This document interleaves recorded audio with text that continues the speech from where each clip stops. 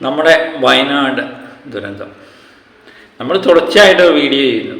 അതിൻ്റെ മരണസംഖ്യ ഇപ്പോഴും എത്രയാണെന്ന് കണക്കാക്കപ്പെട്ടിട്ടില്ല. ജീവിച്ചിരിക്കുന്നവരെത്ര എന്ന് പോലും പലരെയും കാണാനുണ്ട്.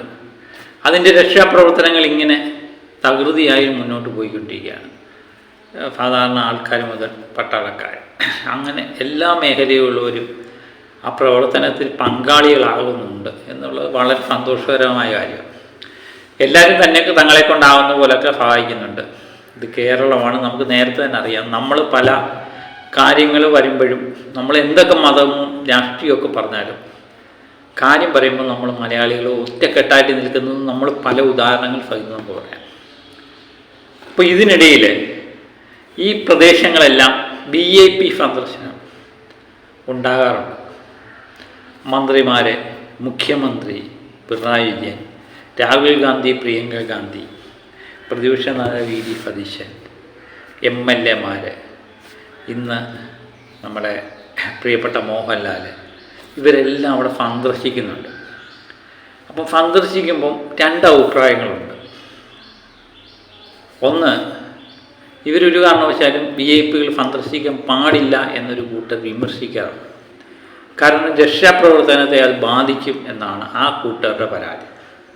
രക്ഷാപ്രവർത്തനം ഇങ്ങനെ തകൃതിയായി നടന്നുകൊണ്ടിരിക്കുമ്പോൾ ഈ VIP വന്നു കഴിഞ്ഞാൽ ജനങ്ങളുടെ ശ്രദ്ധ അങ്ങോട്ട് പോകുന്നു.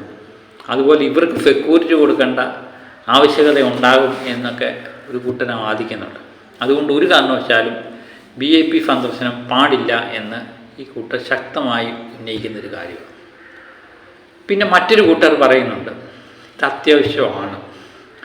ഈ ദുരന്ത മേഖലയിൽ അധ്വാനിക്കുന്ന ആൾക്കാരുടെ അടുത്തൊക്കെ ഇവരൊക്കെ ചെല്ലുകയും ഞങ്ങളുണ്ട് കൂടെ എന്ന് പറയുകയൊക്കെ ചെയ്യുന്നത് ഈ ചെയ്യുന്നവർക്കൊരു എന്തോന്നാണ്. അതുപോലെ അനുഭവിച്ചവർക്കും അതൊരു വിഷമം, ഞങ്ങളുടെ കൂടെ ഇവരൊക്കെ ഉണ്ടല്ലോ എന്നൊരു തോന്നലുമൊക്കെ ഉണ്ടാവും.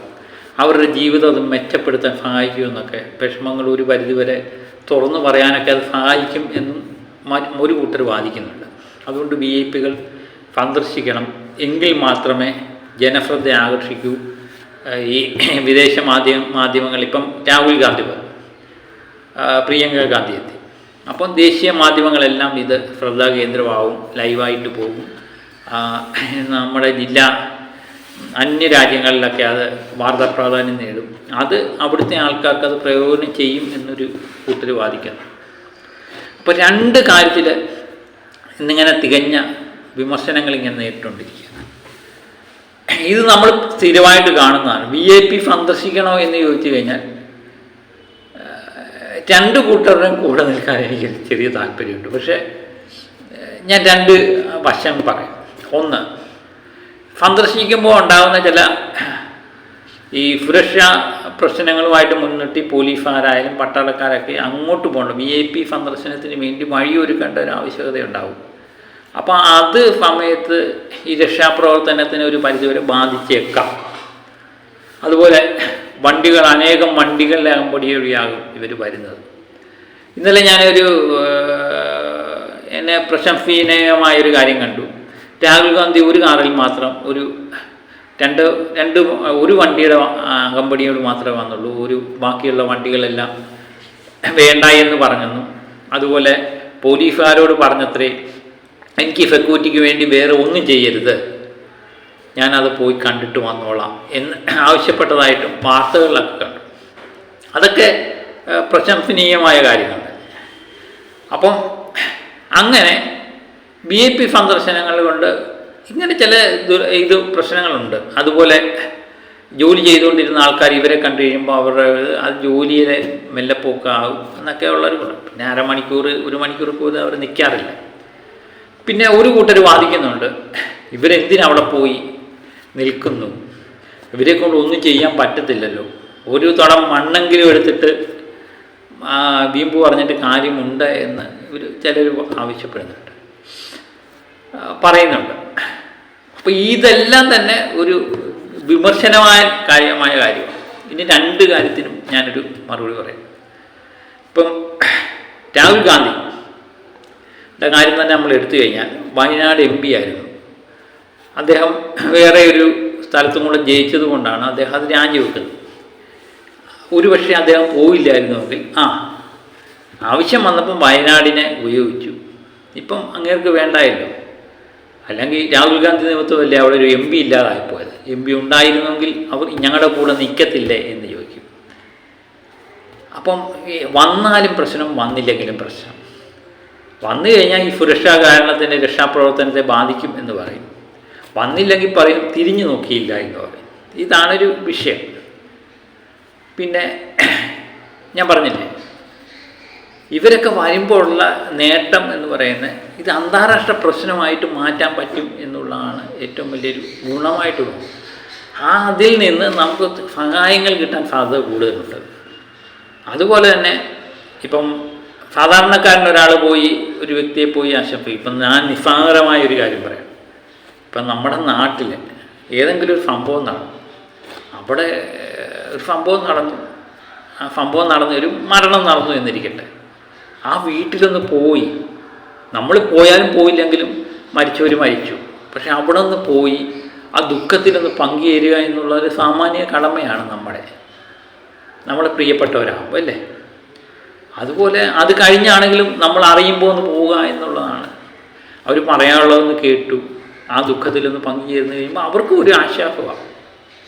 അല്ലെങ്കിൽ ഈ പറയുന്ന കണക്കിനാണെങ്കിൽ, ഈ വിമർശിക്കുന്നവർ പറയുന്ന കണക്കിന് ആരും പോകാതിരുന്നാൽ പോലെ. അപ്പം ഇത് അവരൊക്കെ പോയി, വലിയ ആൾക്കാരൊക്കെ പോയി, VIP-കളൊക്കെ ഒന്ന് പോയി അവരുടെ അടുത്ത് ചെന്ന് ഇത് ചെയ്യും, അത് ചെയ്യും. അതുപോലെ തന്നെ ഇവർ ചെല്ലുന്ന പറയുന്ന വാക്ക് എന്തൊക്കെ പറഞ്ഞാലും, മുഖ്യമന്ത്രി ആയാലും ഈ രാഹുൽ ഗാന്ധി ആയാലും ഈ മോഹൻലാലും ഒക്കെ ആണെങ്കിലും അവരൊരു വാക്ക് പറഞ്ഞു കഴിഞ്ഞാൽ അത് ഏകദേശം നടപ്പില്ല. ഇപ്പം മോഹൻലാൽ 3 കോടി രൂപയുടെ പ്രവർത്തനങ്ങൾക്ക് ഫണ്ട് അനുവദിക്കുന്നു എന്ന് പറയും. അതൊക്കെ അതിന് ഗുണമല്ലേ. അതുപോലെ രാഹുൽ ഗാന്ധി പറഞ്ഞ് 100 വീട് വെച്ച് കൊടുക്കും. അങ്ങനെ പല കാര്യങ്ങളും അദ്ദേഹം പറഞ്ഞിട്ടുണ്ട്, മുഖ്യമന്ത്രി പറയുന്നുണ്ട്.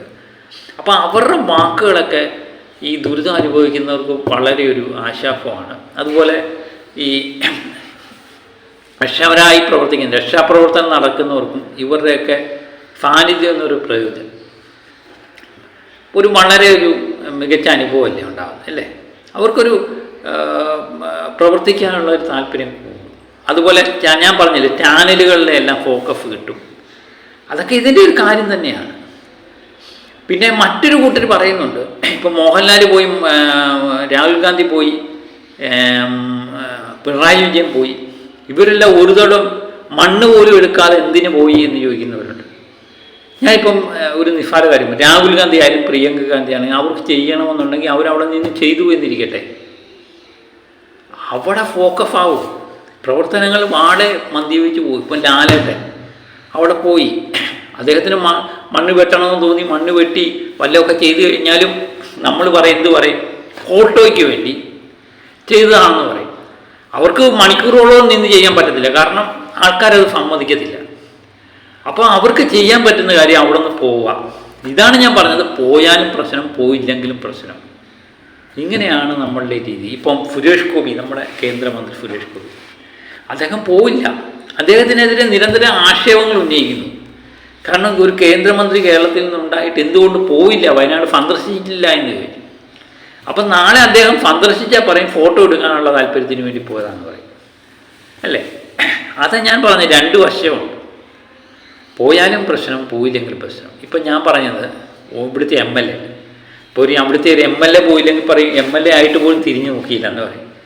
അപ്പം ഞാനതാണ് രാഹുൽ ഗാന്ധിയുടെ കാര്യം എടുത്തു പറഞ്ഞത്. രാഹുൽ ഗാന്ധി അവിടുത്തെ MP ആയിരുന്നു.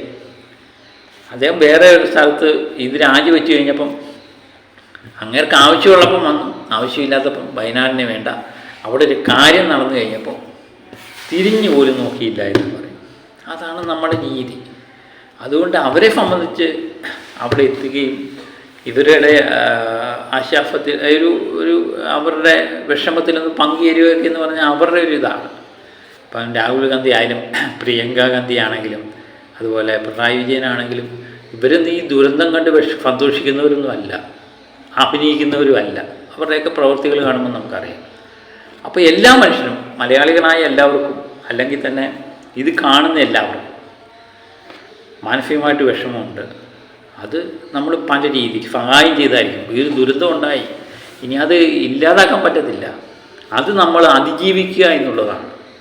അതിനുവേണ്ടി ഇങ്ങനെ ആൾക്കാർ എത്തുന്നതും ഇവരെ സഹായിക്കുന്നതുമൊക്കെ ജനശ്രദ്ധ കിട്ടുകയും അത് സഹായം പ്രവഹിക്കുകയൊക്കെ ചെയ്യും എന്ന് തന്നെയാണ് എൻ്റെ ഒരു അഭിപ്രായം. അതുകൊണ്ട് VIP-കൾ പോകുന്നത് യാതൊരുവിധ കുഴപ്പവുമില്ല എന്നുള്ള ധാരണയിൽ തന്നെയാണ് ഞാൻ നിൽക്കുന്നത്. അപ്പം വിമർശനങ്ങൾ ഏത് കാര്യത്തിനും ഉണ്ടാകും. ഞാൻ പറഞ്ഞില്ലേ, ഏത് കാര്യത്തിനും വിമർശനങ്ങളുണ്ടാകും. അത് ആ രീതിയിൽ കണ്ടാൽ മതി എന്ന് തന്നെ തോന്നുന്നു. അപ്പം മറ്റൊരു വീഡിയോയുമായി വീണ്ടും ഞാൻ എത്താം. Okay, by.